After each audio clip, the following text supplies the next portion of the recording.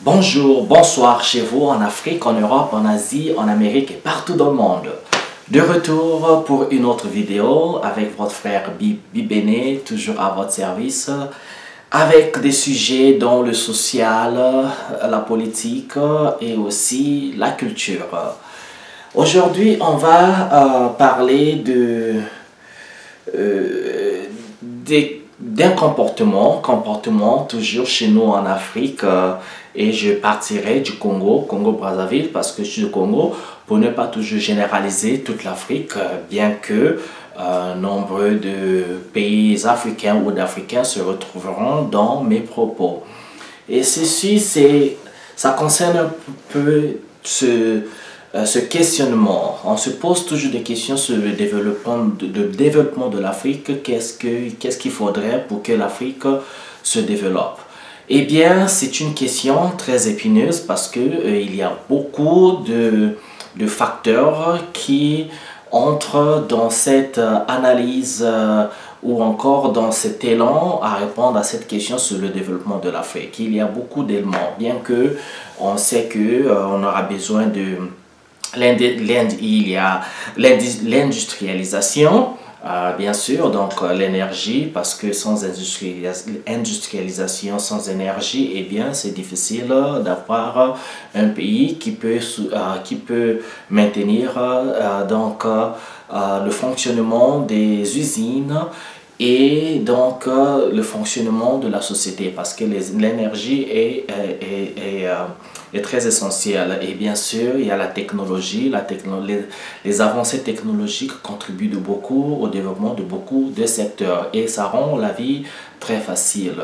Et on partira donc, il y a l'infrastructure également qui entre dans le jeu, la construction des ponts, la construction des routes qui vont rallier donc les villages ou rallier encore des pays africains, et encore la construction des voies ferrées. Donc quelqu'un pourrait prendre le train pour circuler d'un village à un autre, d'une ville à une autre, d'un pays à un autre, et des routes bien balisées pour faciliter donc l'acheminement des marchandises avec des gros camions et les gros bus. Il y a également les voies aériennes, donc les aéroports, implémenter des aéroports, construire des aéroports dans des villes et villages, pour toujours favoriser la circulation des biens, services et humains. Et bien sûr, tout ça c'est le rêve un peu pour que beaucoup de villes africaines, des nations africaines se retrouvent dans un standard qu'on dirait occidental. Mais quand je dis occidental, c'est pas forcément copier le modèle, mais faire de sorte que la vie soit assez aisée, que quelqu'un peut prendre le bus facilement, le train facilement, que tout circule un peu, même si c'est pas toujours parfait, ça sera jamais, parce qu'il n'y a pas une telle chose que la perfection, mais ça aise la vie des populations. Mais pour y arriver là, est-ce que peut-on arriver à une industrialisation ou à un développement de l'Afrique sans changer les comportements? Pour moi, le plus épineux, je pense, ce sont les comportements des gens. Donc, le changement des mentalités. Je suis du Congo, j'ai regardé ce qui se passe, comment se comportent les gens, les Congolais. Je me dis que il y a un vrai problème, et ce problème de changement de mentalité, parce que s'il n'y a pas changement de mentalité, quelle que soit l'infrastructure, la structure, tout ce qu'on construira, eh bien ça sera nul et non avenu, parce que l'infrastructure ça s'entretient, et ça s'entretient par les populations. Et cet entretien, ça passe par le respect des biens publics, le respect des biens d'autrui également. Quand on dit il ne faut pas voler, il ne faut pas voler. Quand on dit il ne faut pas prendre ce qui appartient à la nation, il faut pas prendre. Quand on dit il faut conserver, il faut conserver. Donc il y a tout un travail à faire à ce niveau-là. Refaire un peu l'éducation depuis l'école maternelle et aller jusqu'à l'école primaire pour inculquer les valeurs civiques aux populations, parce que les valeurs civiques sont perdues. Donc ça c'est la base. La base commence là. On ne peut pas construire un château sur du sable, vous connaissez. La fondation est très essentielle pour pouvoir construire l'édifice qui va perdurer. Et si la fondation est ratée, eh bien il n'y a pas d'avenir. Donc la fondation ici, c'est les enfants, c'est depuis l'école maternelle, c'est l'école primaire et ça va au lycée. Et comme ça, quand on a inculqué les valeurs civiques, quand on a inculqué les valeurs morales, c'est très important, les valeurs morales, eh bien le reste, ça devient comme une machine qui auto-fonctionne. C'est très important. Mais malheureusement, on constate aujourd'hui que avec toutes les crises financières qui sont passées, que le Congo a connues, eh bien, le peuple est devenu désespéré. Donc le désespoir fait que quasiment plus personne ne croit au Congo, plus personne ne croit en l'Afrique, les gens ne croient pas en l'avenir de l'Afrique. Et les gens, c'est pas également leur faute parce que les gens, quand ils se tournent vers le leadership, nous avons un leadership qui trahit la population. Parce que la vérité, il ne faut pas se voiler. Regardons, allons au Congo, allons dans n'importe quelle ville, dans n'importe quel village, il faut faire un tour dans les hôpitaux. Eh bien, vous verrez que les hôpitaux sont dans un état de délabrement. Les hôpitaux font, à la limite, les hôpitaux font peur. Même si on ne veut pas le dire, ben, moi j'ai des éléments, j'ai des vidéos sur ça, j'ai fait des tours. J'ai déjà fait le tour même dans les maternités, mais c'est grave. Les hôpitaux généraux, ouverts au public, à la différence des cliniques, mais ce sont des images qui ne donnent pas de l'espoir. Des hôpitaux qui ont des équipements délabrés, des hôpitaux qui n'ont pas des odeurs toujours bien. On ne va pas parler des moustiques, on ne va pas parler de l'insalubrité. Ça ne donne pas espoir. Et sans compter le comportement du personnel médical, c'est très aberrant. C'est vraiment... ça cause un pincement de cœur. Et donc le leadership ici, on va regarder également la réaction ou bien la réaction bien sûr du leadership par rapport au vu de l'infrastructure publique qui existe. On va ajouter à cela les écoles publiques. Les écoles publiques aujourd'hui, c'est incroyable mais vrai, jusqu'au XXIe siècle, vous ne pouvez pas comprendre que nous avons des écoles en fait, que ce soit lycée, collège, dont les salles de classe n'ont pas de banc. Il n'y a pas de table banc. Ou encore on utilise encore le tableau noir et ceux qui n'ont pas l'argent, c'est la majorité de la population, eh bien les gens ne peuvent pas envoyer les enfants dans les écoles privées. Si c'est des écoles privées, eh bien là également il y a un vrai problème. Il y a une éclosion des écoles privées, mais des écoles privées pas toujours dans le standard. C'est chacun se débrouille, quelqu'un a une maison à côté inachevée, on achève, on met une école privée, on emploie un corps enseignant qui n'est pas toujours aussi bien formé.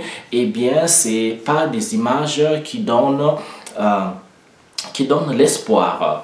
Et donc, on va revenir encore sur le leadership. Aujourd'hui, c'était un secret de polichinelle que ceux qui ont un peu de moyens au Congo, quand on dit moyens, ceux qui sont businessmen ou ceux qui sont alliés à la politique, et encore surtout ceux qui sont alliés à la politique parce que c'est eux qui ont l'argent dans ce pays, c'est eux qui tiennent les rênes de pouvoir, eh bien, c'est des gens qui vivent, le corps se trouve en Afrique, le corps se trouve au Congo, mais l'esprit ne se trouve pas au Congo, l'esprit se trouve en Occident.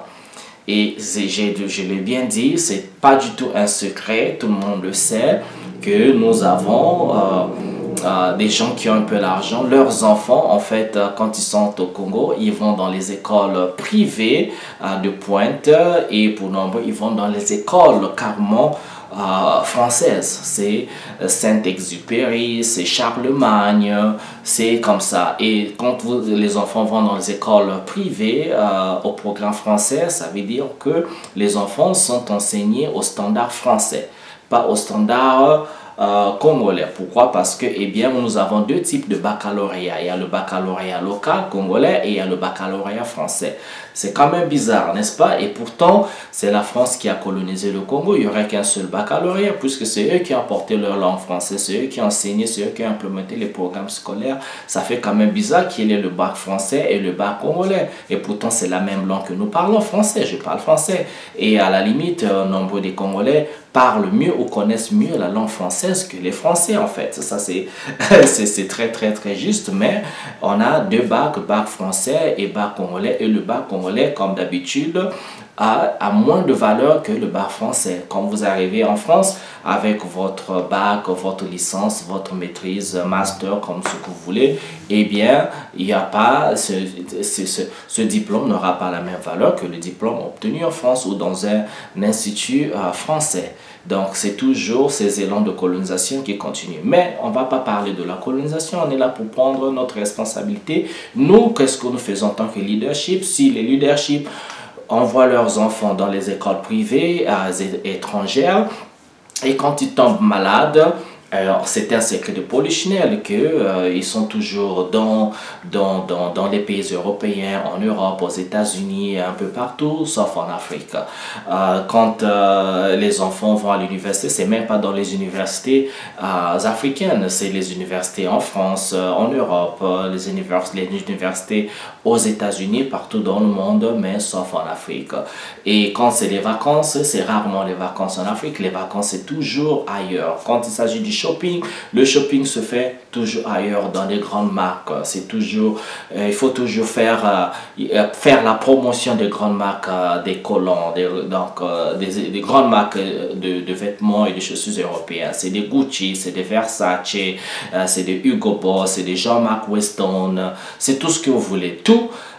Tout sauf africain. Donc le corps est en Afrique, mais la mentalité n'est pas en Afrique pour le leadership. Pour ceux qui ont encore un peu d'argent, l'investissement, ceux qui ont un peu d'argent également, l'investissement, quand il faut garder l'argent, l'argent se garde dans des banques françaises, dans des banques européennes, c'est en Suisse, c'est partout où vous connaissez, sauf en Afrique. Si l'argent se trouve en Afrique, au Congo, eh bien l'argent c'est sous le matelas, dans les placards, dans les sacs, c'est pas dans les banques. C'est comme ça, parce que le système bancaire, eh bien, il y a du travail à faire de ce côté-là. Et ça, c'était un secret de Polichinelle parce que il y a eu des scandales où on a trouvé des gens avec des sacs qu'on appelait chez nous sacs Ngiri. Donc, c'est des sacs faits d'un matériel spécifique où les gens gardaient de l'argent. Il y a eu des scandales, mais malheureusement, quelle que soit la quantité d'argent détourné par telle ou telle personne, il s'est toujours resté impuni. Et donc tout ça, ces images-là, ce comportement, ça crée le désespoir au niveau de la jeunesse qui ne croit plus du tout en l'avenir du Congo, en l'avenir de l'Afrique, et tout le monde veut partir, tout le monde veut voyager, aller ailleurs pour trouver le paradis ailleurs, l'Eldorado ailleurs, même si l'Eldorado n'est jamais ailleurs. C'est là où nous en sommes. Là où nous en sommes, et bien ce qu'on dit, c'est pas forcément pour critiquer, attaquer qui que ce soit, parce qu'on fait une analyse de la société. C'est des réalités qui existent. Il faut bien parler de ces réalités, parce que sans parler de ces réalités, eh bien, il n'y a pas d'avenir pour la société. Donc, moi, je me suis toujours dit, quels que soient les deniers qui sont disponibles pour la nation, eh bien, il faut investir, construire des hôpitaux de pointe, construire des écoles de pointe, reformater les programmes d'éducation pour faire compétition avec le standard d'ailleurs. Quand je dis standard d'ailleurs, parce que, eh bien, dans le monde scientifique, le monde de l'éducation, eh bien, il y a un standard, que ce soit quelles sont les avancées technologiques en Chine, par exemple, en Asie, aux États-Unis, en Europe. Et donc, il faut répondre à ces standards-là et former les étudiants, envoyer des gens en formation pour qu'ils reviennent chez nous et pour développer le pays, créer des entreprises. Et quand les étudiants reviennent, il faut leur donner de la place pour qu'ils travaillent parce que c'est les jeunes qui sont l'avenir de l'Afrique. Et pendant que nous avons cette force parce que la population africaine est quasiment à 50% ou plus composée des jeunes gens âgés de moins de 25 ans. Donc une population très jeune, donc ça veut dire qu'il y a la force, contrairement aux populations européennes qui est une population assez vieille. Donc nous avons cette force et donc il faut donner ces opportunités aux jeunes pour développer, créer des entreprises. Comme on a vu dans des pays capitalistes, surtout un pays comme les États-Unis, eh bien, l'État, le gouvernement n'est là que pour donner des autorisations, mais c'est le secteur privé qui domine. Donc, le secteur privé, c'est des gens avec l'intelligence qui sont allés à l'école, qui ont obtenu des diplômes et qui viennent créer des entreprises et développent la nation. C'est comme ça que ça fonctionne. Et ça devait fonctionner, mais je ne dis pas forcément que nous soyons un pays capitaliste ou une nation ou un continent capitaliste au modèle européen. On s'inspire juste des autres un peu pour rebâtir ce que nous sommes. Mais le plus important, c'est donner du terrain à la jeunesse pour développer des entreprises et les soutenir. Parce que moi, j'ai toujours dit, en Afrique, c'est pas l'intelligence qui manque. J'ai voyagé en Europe, un peu partout, je vois c'est la même intelligence, c'est les mêmes jeunes, les startups qui sont développés ailleurs, c'est les mêmes qui peuvent être développés chez nous. La seule différence, c'est qu'ils ont accès aux investissements et chez nous, il n'y a pas accès aux investissements comme ailleurs. Il faudrait trouver un jeune qui a des idées, mais il faudrait trouver quelqu'un qui peut investir $1 milliard par exemple dans un projet qui va être transformationnel pour la société. Donc c'est ce qui manque aussi. Donc on va revenir sur cette question des mentalités. Comment peut-on avoir le corps en Afrique et l'esprit ailleurs? Parce que quand on a l'esprit ailleurs, en fait, on n'a pas l'amour du continent, on n'a pas l'amour du Congo, on n'a pas l'amour de l'Afrique. Du coup, on se met toujours au service de l'Occident, quoique on habite en Afrique. Donc ça, c'est des choses qu'il faut vraiment revoir pour pouvoir prétendre, avant de prétendre à un développement. Il faut changer les mentalités. Je reviens encore dans mon propre pays, le Congo. La critique est toujours pour faire avancer les choses. La critique n'est pas négative. La critique, c'est pour vous dire ce qu'il y a de bien parce que des bonnes choses, il y en a. Il y a des idées, il y a des jeunes entrepreneurs, il y en a beaucoup au Congo, des gens qui font des bonnes choses. Mais il faut arriver à faire des choses telles que ça peut transformer la société, ça peut changer le niveau de vie des populations. Si les projets ne peuvent pas changer le niveau de vie des populations, alors nous avons encore du travail à faire. Donc c'est là que nous devons aller. Ok, et je sais que nous y arriverons. Et donc, le message toujours lancé à nous tous, hein, d'ailleurs. Hein, je m'écarte pas de ça. Nous faisons des projets. On veut tout simplement qu'il y ait un peu plus d'accompagnement. S'il y a des investisseurs africains, il faut vous y mettre. N'allez pas déposer l'argent dans les comptes bancaires ailleurs. Construisez un système bancaire solide qui fonctionne. Investissons dans les projets. Construisons nos hôpitaux, nos morgues, nos écoles. En créant l'infrastructure, nous n'aurons même pas besoin d'aller en vacances ailleurs parce qu'en fait l'Afrique c'est un beau continent.